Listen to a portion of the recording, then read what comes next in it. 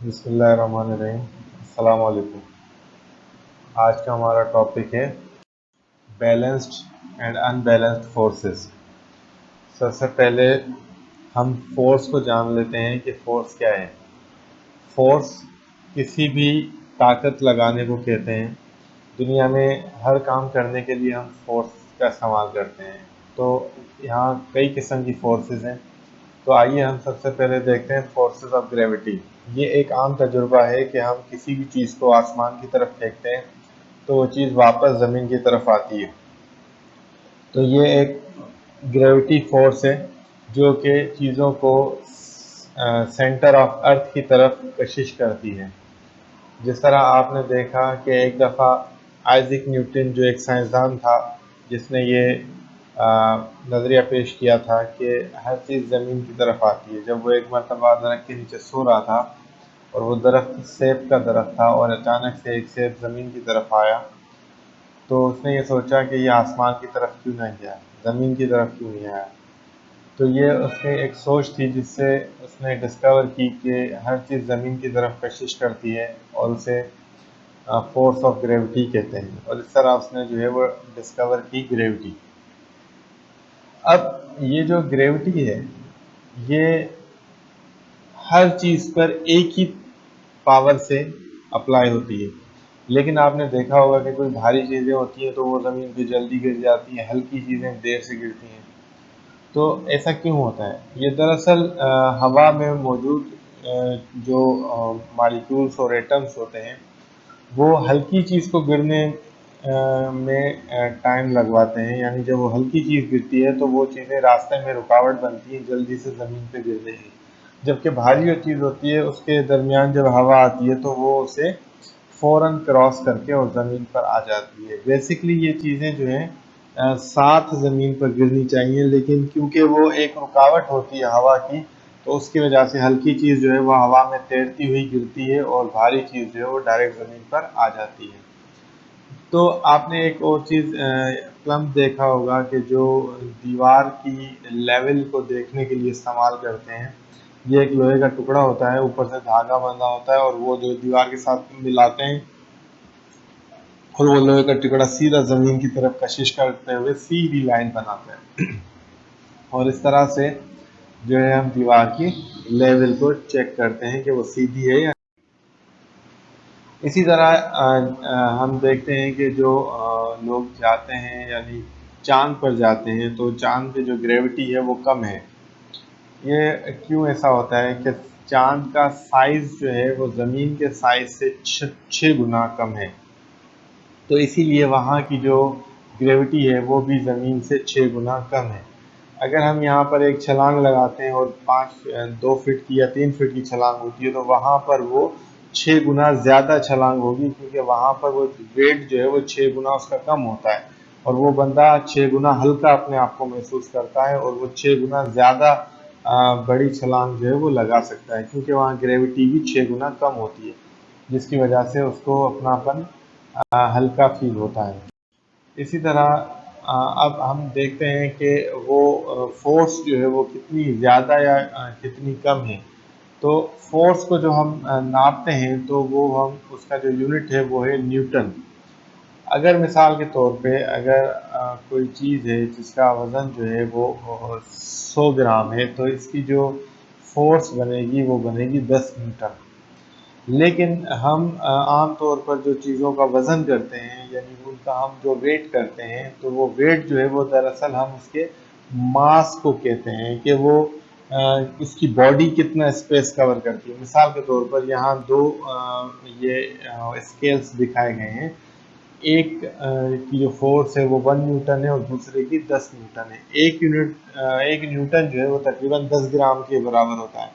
तो 10 यूनिट जो है 10 न्यूटन जो है वो 1000 ग्राम के बराबर होगा। यानी ये वाला जो 10 न्यूटन की फोर्स लगा रहा है ये 1 किलो वज़न है और ये जो है ये 100 ग्राम वज़न है जो 1 न्यूटन की फोर्स लगा रहा है। तो इससे हमें पता चलता है कि जो फोर्स है वो दरअसल पावर है और जो वेट होता है वो असल में मास होता है। अगर आपने देखा होगा, अगर किसी 1 किलो जो है वो दूध हो और 1 किलो जो है वो लोहा हो, तो 1 किलो लोहे का मास कम होता है और 1 किलो दूध का मास ज़्यादा नज़र आता है। तो ये चीज़ें जो हैं यानी मास कैलकुलेट करती हैं और ग्रेविटी की मदद से मास और ग्रेविटी मिलकर जो है वो वेट बनाते हैं, जिसे हम कहते हैं वेट।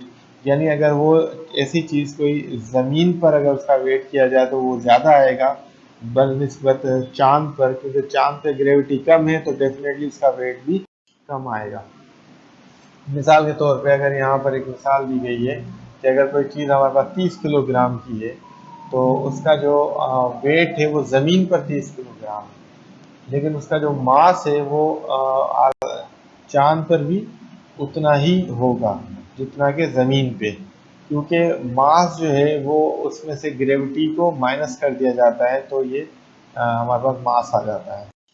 तो उसके बाद अब ये जो ग्रेविटी है, ये जो कशिश शकल है, इसको जो है ओवरकम करने के लिए हम क्या करते हैं, हमें फोर्स चाहिए होती है। मिसाल के तौर पे आपने देखा होगा कि जितनी कशिश ज़मीन हमें करती है, अगर उससे ज़्यादा पावर से हम ऊपर की तरफ अपने आप को धकेलेंगे तो डेफिनेटली हम आसमान की तरफ जाएंगे। जिस तरह आपने कि पटाखे जलाए होंगे या जलते हुए देखे होंगे या रॉकेट देखे होंगे कि रॉकेट जब ज़मीन से आसमान की तरफ उड़ता है तो वो कशिश शकल यानी ग्रेविटी जो होती है उसकी उससे ज़्यादा जब पावर लगाता है तब वो ज़मीन से ऊपर की तरफ जाता है। इसी तरह आपने देखा होगा कि ज़मीन पर एक ठंडी हवाएं होती हैं, गर्म हवा आती है। आपने देखा होगा जब हम सुई गैस किसी बलून में डाल के और छोड़ते हैं तो वो आसमान की तरफ उड़ता है, लेकिन उसी में अगर हम अपने मुंह से हवा भरेंगे तो वो ज़मीन पे गिर जाता है। ऐसा क्यों होता है? दरअसल जब हम किसी बलून में मीथेन गैस फिल करते हैं यानी सुई गैस फिल करते हैं, तो वो गैस जो है वो हल्के होने की वजह से, जिस तरह पानी के अंदर अगर हम बॉल डाल दें तो बॉल ऊपर आ जाती है, पानी नीचे रह जाता है, लेकिन अगर उसी में बिलोर हम पानी में डालें तो बिलोर ज़मीन पर बैठ जाती है, ऊपर नहीं तैरती, क्योंकि उसके अंदर जो है हवा मौजूद है और वो हल्की हवा है और पानी भारी है। इस वजह से जो है वो पानी में बॉल अंदर डीपली नहीं जाती, बल्कि उसके ऊपर तैरती है, क्योंकि वो लाइट वेट की होती है और पानी उससे हैवी होता है। इसी तरह ये बलून जो आप देख रहे हैं, ये बहुत बड़े बलून होते हैं, इनके अंदर जो है वो कार्बन डाइऑक्साइड जो है वो फिल की जाती है और कार्बन डाइऑक्साइड जो है वो ऑक्सीजन से लाइट वेट होती है। इस वजह से वो जब किसी बलून में फिल की जाए तो वो आसमान की तरफ उड़ती है। तो ये देखें कि इसमें हमने लोगों को भी नीचे बिठा दिया और फिर हमने एक सुई गैस जलाकर उस बलून को फिल किया, तो आखिर में जब वो बलून का जो पावर है और जो ग्रेविटी की पावर है, जब वो अनबैलेंस होगी यानी बढ़ जाएगी, तो वो डेफिनेटली आसमान की तरफ उड़ने लगता है, जिससे लोग जो है वो हवा में सफ़र करने के काबिल होते हैं। इसी तरह हवाई जहाज़ के अंदर जो इंजन लगे होते हैं, वो इंजन भी इसी तरह से पावरफुल इंजन होते हैं और वो इतनी ज़ोर की प्रेशर यानी डेवलप करते हैं कि वो ग्रेविटी से ज़्यादा ताकत हो जाती है, जिसकी वजह से वो अपने पैरों की मदद से हवा में उड़ने के काबिल हो जाता है। इसी तरह हमने देखा होगा जो है वो हवा में पैराशूट की मदद से लोग ज़मीन पर आसानी से उतर जाते हैं। ये एक जो है वो रिड्यूसिंग ग्रेविटी का एक मिसाल है, यानी आपको किस तरह से हवा जो है वो रोकती है नीचे आने से। जब आप पैराशूट की मदद से ज़मीन की तरफ आते हैं तो आप तैरते हुए हवा में आते हैं, क्योंकि वो पैराशूट का जो कपड़ा होता है उसको नीचे से हवा ऊपर की तरफ धकेलती है और आप ऊपर से नीचे की तरफ आते हैं। जब ऊपर और नीचे की दो पावर्स आपस में टकराती हैं तो ये जो है आहिस्ता आहिस्ता, क्योंकि वो पावर ग्रेविटी से ज़्यादा नहीं होती लेकिन ग्रेविटी से कम भी नहीं होती, इस वजह से वो आहिस्ता आहिस्ता पैराशूट जो है वो ज़मीन की तरफ आता रहता है। जैसे एक और बैलेंस अनबैलेंस फोर्सेस हमें सामने तस्वीरों में दिखाई गई है कि ये जो झूला है सीसा हम कहते हैं कि इसमें जब दो एक ही वजन के बच्चे दोनों साइड बैठते हैं तो वो झूला जो है वो सीधा रहता है, एक ही जगह रहता है। जिस तरह हम एक टग ऑफ वार गेम देखते हैं कि भाई एक रस्सी को दो लोग एक तरफ खींच रहे हैं और दो लोग एक तरफ खींच रहे हैं, लेकिन वो रस्सी सेंटर में ही है, क्योंकि दोनों की पावर जो है फोर्स जो है वो बराबर है। लेकिन जैसे ही कोई भी एक बंदे की फोर्स बढ़ेगी तो दोनों दूसरे जो है वो उसकी तरफ खींचे चले आएंगे। तो ये कहलाती है बैलेंस्ड फोर्सेस, के जब बैलेंस होंगी फोर्सेस तो कोई भी जो है वो चीज जो है वो हरकत नहीं करेगी। हरकत तब होगी जब दोनों में से एक ज्यादा हो जाए दूसरी कम हो जाए, यानी बैलेंस ना रहे, फोर्सेस जो है वो अनबैलेंस हो जाए। जिस तरह यहाँ दो बच्चे झूला खा रहे हैं, ये अनबैलेंस फोर्सेस की वजह से खा रहे हैं और ये इंजॉय कर रहे हैं, कि जब एक बच्चा ऊपर की तरफ जाता है तो दूसरा नीचे की तरफ आता है और वो फौरन अपना पाँव पे जमीन पर रखता है और वो लाइट हो जाता है, और दूसरी तरफ वाला बच्चा हैवी हो जाता है और वो नीचे जमीन की तरफ आता है।